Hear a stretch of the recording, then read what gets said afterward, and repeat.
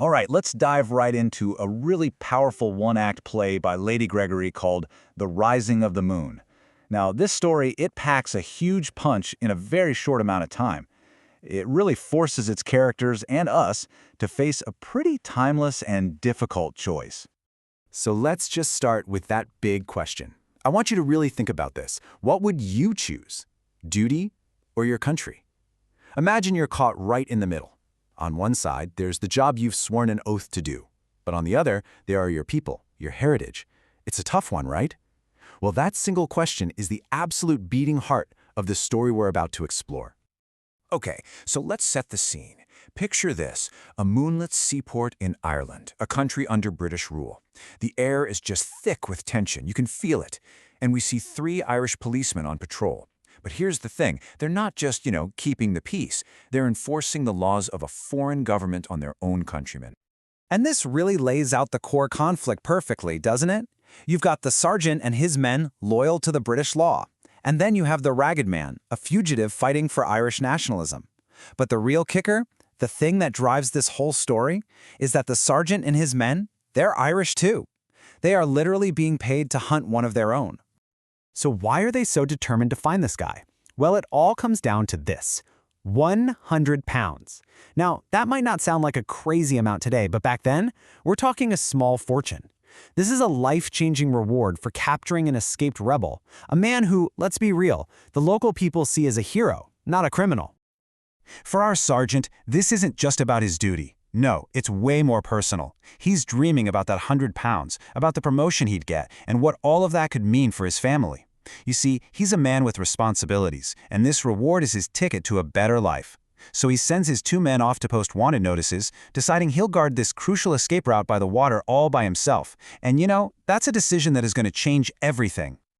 And just as the sergeant is sitting there, lost in thought, a figure just kind of melts out of the shadows. It's a man in ragged clothes trying to sneak by. But the sergeant, he's instantly on high alert and stops him. The cat and mouse game has officially begun. The man's story is simple, and honestly, pretty clever. He claims he's just a poor ballad singer, calls himself Jimmy Walsh, just trying to make a few coins from the sailors. It's the perfect disguise, right? Harmless, common, someone you'd feel sorry for.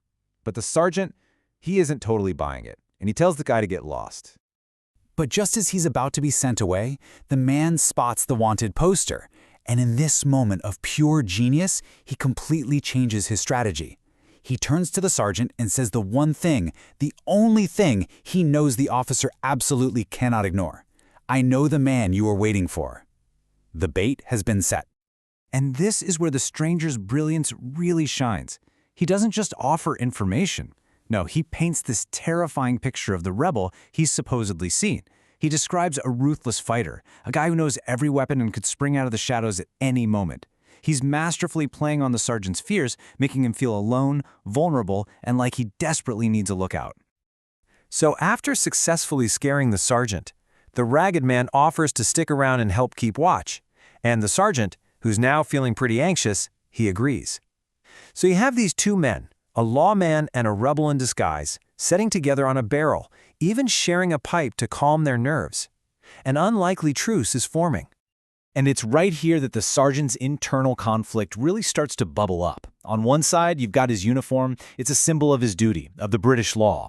But as they sit there, the ragged man starts singing these old Irish songs. And with every single note, he's waking something up deep inside the sergeant, his heritage, his memories, his undeniable connection to Ireland itself.